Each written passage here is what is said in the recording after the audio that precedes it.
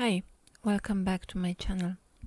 Today I wanted to show you another easy exercise to master your quilting, free motion quilting skills. With two easy patterns, with two easy shapes, wavy lines and arches, you can create in 3 steps this amazing complex pattern. Using dark fabric helps, but you can also use whatever fabric, uniform fabric that you have, and you will also love the result. It's a nice exercise that it's not boring, and every time you repeat it you will get a slightly different look. You can even try it with 2 or 3 different colors just to have fun with it. I'm a quilting nerd and I love to talk about quilting. Once you have your piece of fabric, relatively large one, so I used 2 fat quarters of fabrics for the top and the bottom, you start with quilting wavy lines all across the length or the width of your pattern. We are creating a grid of wavy lines. So I just adjusted my fabric so it's not hitting the frame of the machine and not stopping me. The first lines are always a bit more difficult. As you can see, again, I am not using any pins because the piece of fabric is not that large and this fabric is sticking very nicely to my batting. Once you complete the line, you go to the side and you quilt another one. Doesn't have to be identical. The valleys and the crests of your wave can be completely different, irregular. It is all about creating random shape. Again, adjusting, moving the fabric, smoothing it out, applying some tension. And you can see that was a bit not enough. It got hanging on something. And probably the reason is that I had 2 overlapping pieces of batting in the middle, and there the quilt sandwich was slightly thicker and the height of my gliding foot was not adjusted accordingly, so that's why I had to stop and go a little bit slower in this range. To create those quilting exercises, I just use leftovers of my fleece. Fleece is a German word for that, and I sometimes confuse it when I talk. I use leftover batting that I have from different projects. I don't like to throw it away because it's too large a piece, but after that I am sometimes wondering what to do with it. And making such nice exercise sandwiches is great to practice my skills. And when I'm happy with the result, I can always change it into a nice cosmetic bag or a pouch or just small wall hanging. Or I can store it so I know what kind of pattern I practiced and how it looks like. So now that's the last line. Now I will turn my sandwich 90 degrees, go to the side and start quilting wavy lines down, and you can see I have intersections. I am creating figures of irregular shape, and that's the point. That's what I like about improv quilting. You never know what you will get at the end, really. You may have started with a vague idea, just try something out, and then you may get something really beautiful at the end. So you can already see what I want to create. I want to create a grid of irregular shapes, and each of them has 4 corners. That's my goal. And I will have another 1 or 2 to complete of the lines, and that will be the end of step 1. In principle, you can use this approach of irregular wavy lines and creating this nice improv grid and just stop at any point. If you would have a baby quilt or very easy quilt and you're looking for a easy all over pattern that it's very fast and you just want that the quilt stays together, that's one of the easy patterns to do, especially if your fabric is busy and you will not see the quilt pattern anyway. So you could stop now, but that wouldn't be much a subject for almost half an hour long video. So now we have our 4-corner shapes. There is no straight line unless it's a corner. And what I am doing now, I will quilt a diagonal line, wavy line of course, because we will practice wavy lines first.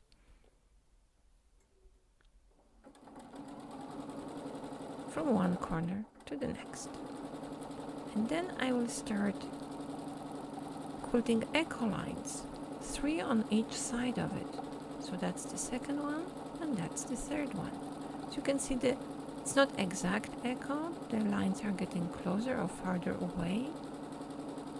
I am sometimes amplifying the shape, so making it very arch-like on very wavy lines. And you can already see I have parts of those wonderful flowers creating there. For now I leave the middle part not quilted. That's the part of the step 3. And now I'm quilting my lines on the other side, also 3 of them. And they don't have to be exact echoes. This irregular factor brings even more, increases the improvisation factor to your line. The point is we want to have them similar distances, they don't have to be exact, and but we can, this way we can practice consistency. Again, another diagonal line, 1, 2,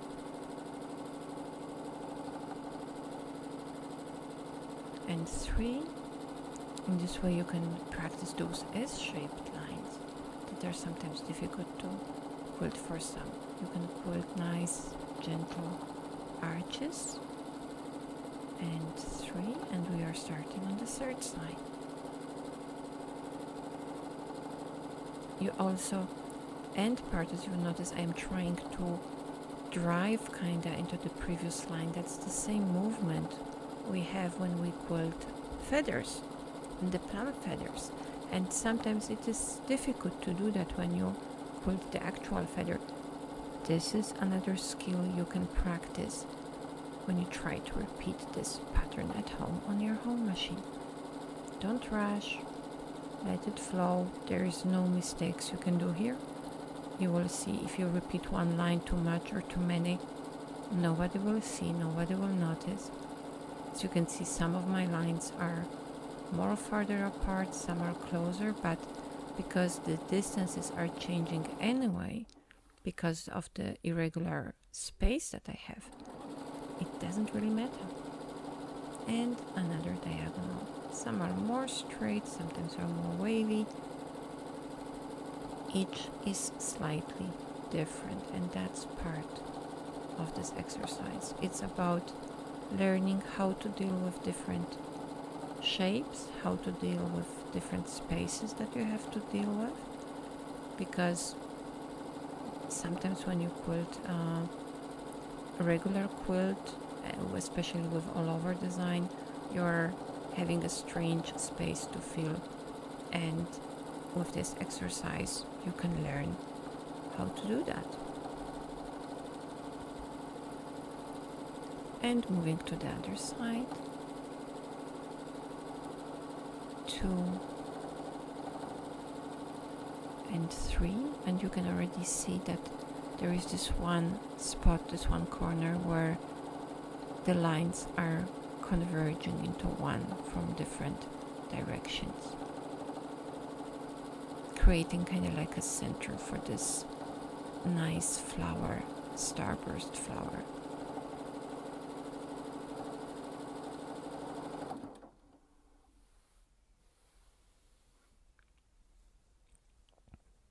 That starts looking a little bit more interesting, and you've seen the end result. It looked complex, but so far there is no complexity whatsoever.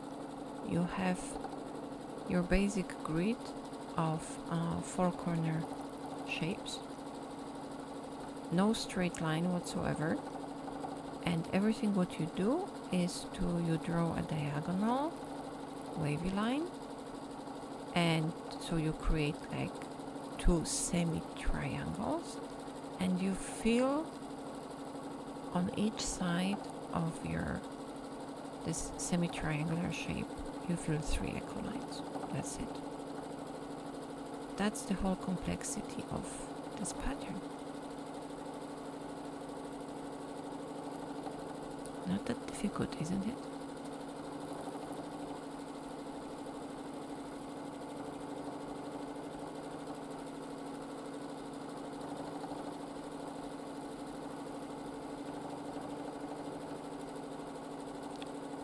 There are so many things and so many reasons why I love quilting and why I do quilt. And one of them is purely,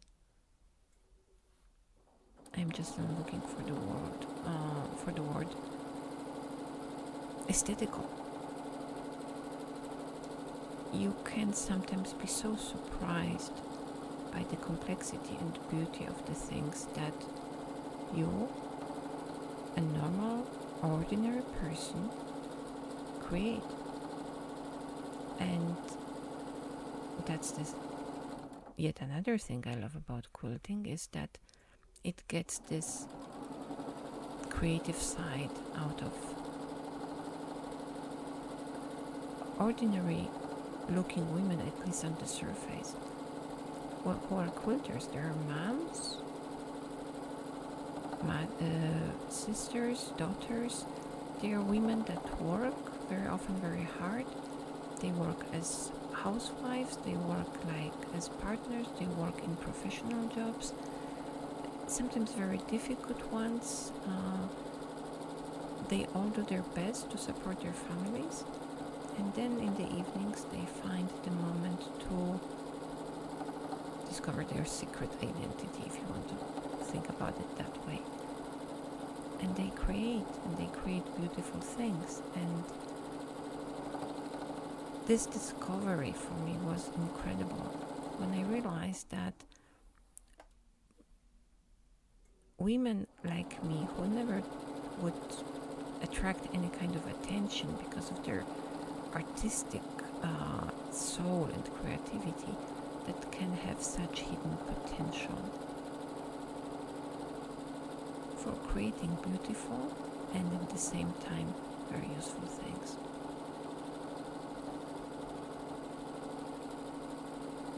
So now already at this level, and that was like 10 minutes of quilting or so, you can already see this network of echoing wavy shapes created.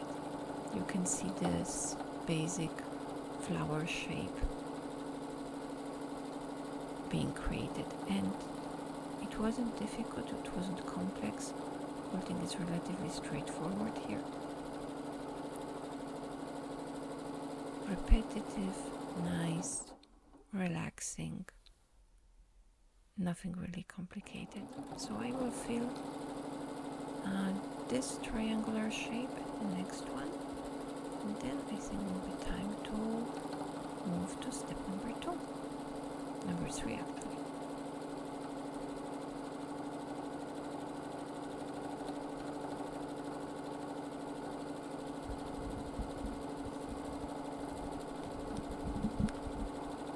Small break. It is always good to take a look at what you did, where you want to go. I still want to fill in this manner 1 or 2 triangles. Just thinking about which way to go, the best way.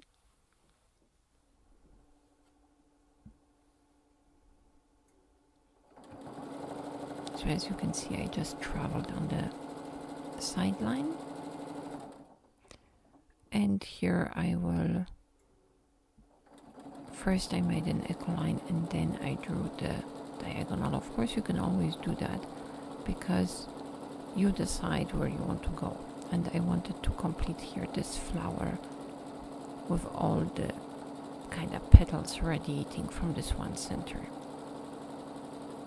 And as you can see, again the echo lines are not perfect, some are closer, some are farther away.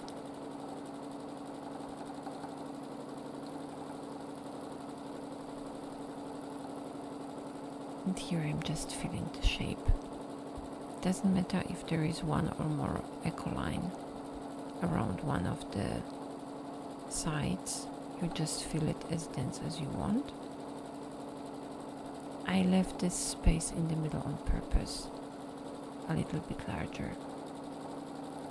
Now I finished there what I wanted. So I can finish the echoes on this side.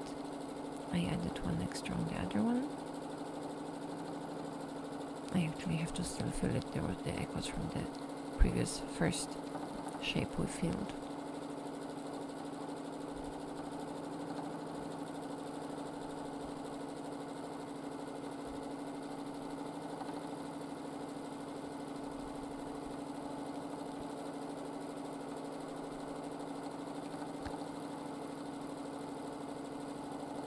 Now you could just leave it like that, or we could fill, and that's the step 3, which you don't have to do.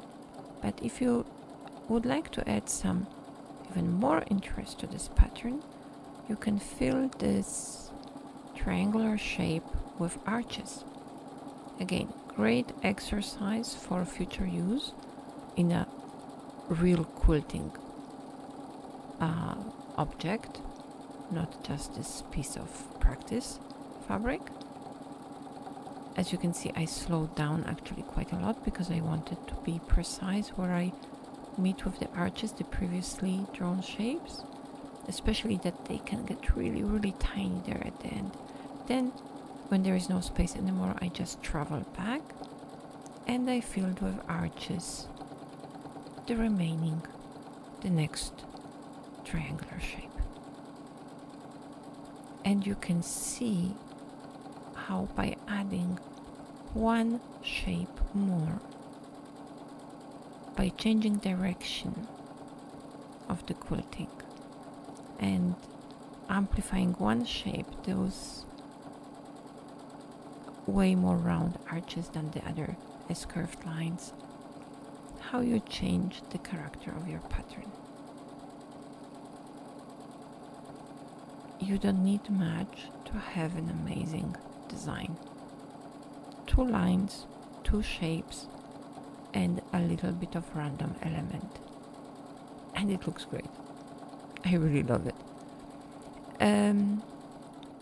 Again, big part of this design is high contrast quilting right now. Because I'm using black fabric. That was actually one of the first designs I did on black fabric. I always wanted to try it and I was always afraid. So thanks to you and this that I started this YouTube channel adventure, I finally tried quilting with high contrast thread on black fabric. And let me tell you, quilting with high contrast thread on light background is not as funny.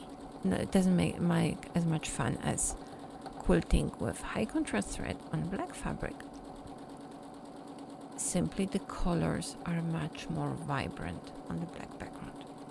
So if you want to try it, go for it.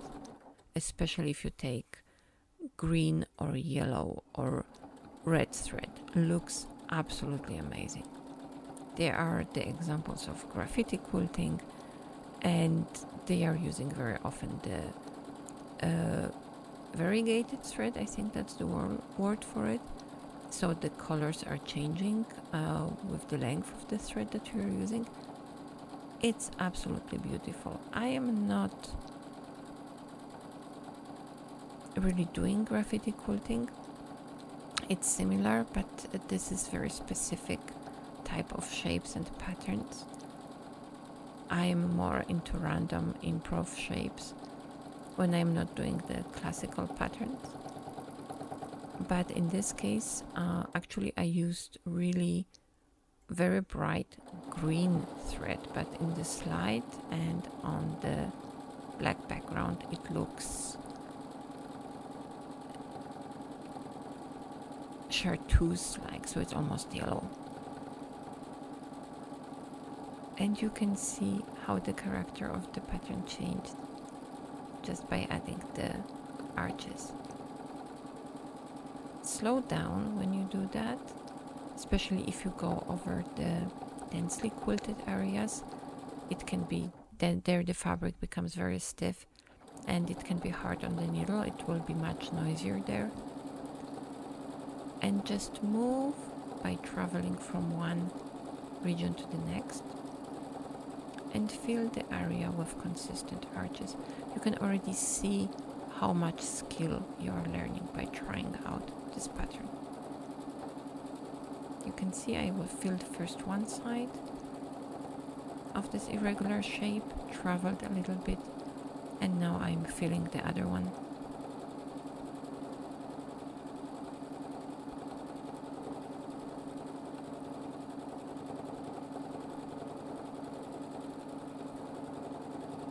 Now you see where this complexity comes from, that this complex pattern, it's in reality an illusion.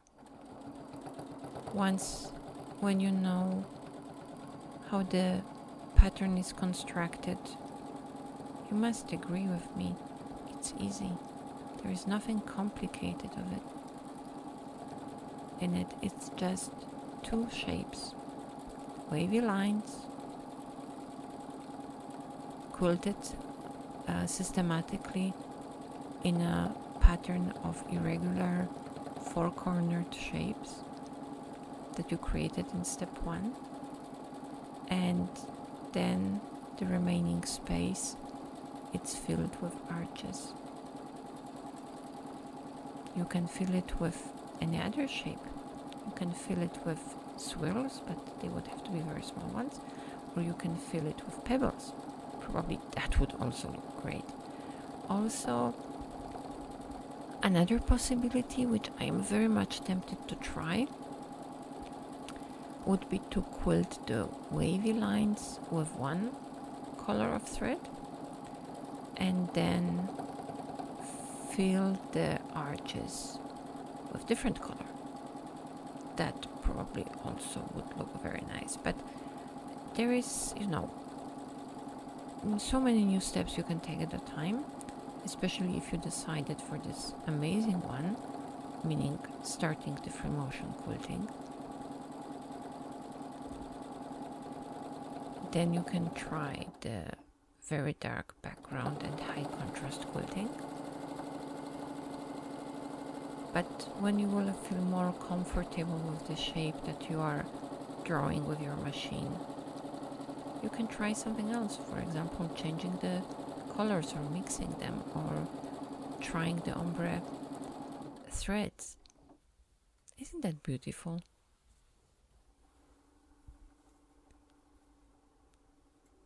So I quilted this pattern a few days before just to try the idea, and I actually used ombre thread in greens and white, but the color was a little bit too pale for the camera, and this bold green looks way better. That's why I stayed with it. So there is few minutes more where I will now show you how to quilt the remaining part. doing the 2 steps at once, so it saves you time on the traveling. So now once you decided, okay, that's the way I want to quilt it, there is no hesitation, there is no doubt, I want to go the steps 1, 2, 3. You start with quilting the wavy lines, so this stays the same step 2. One side, then the other.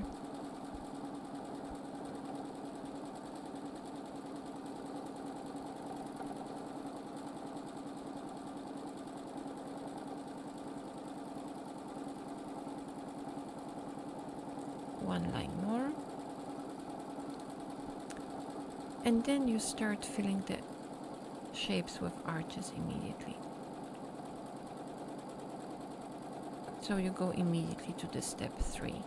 In this way you don't have to come back and fill it later on. That's if you want to stay with one thread color and you want to fill it with those shapes. So there I have to go back shortly, fill the empty space, travel, take it nice and easy and slow, don't rush. And then traveling to the center and filling the other side of the triangle.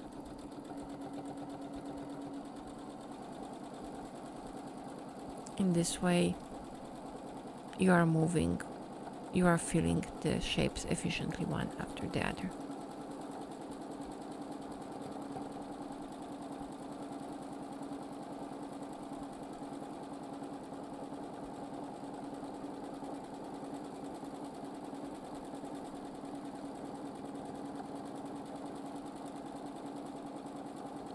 Extremely meditative.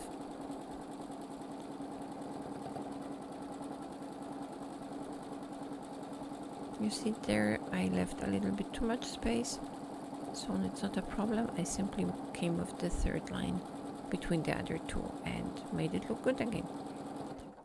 And I'm staying consistent with the numbers of echo lines, and it doesn't matter how large or how small the remaining space is. I simply fill it with arches, and the varying size of the area filled with arches adds additional interest.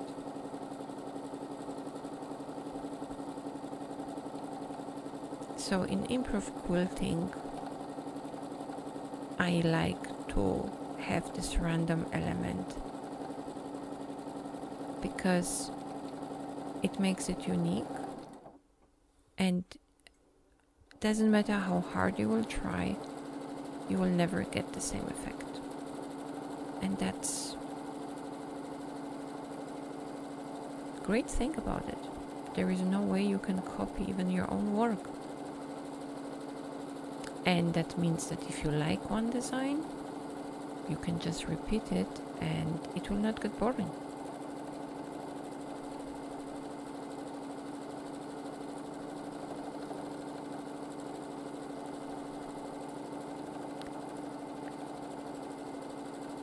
This pattern, again, it's great for learning free motion quilting. It's incredibly forgiving.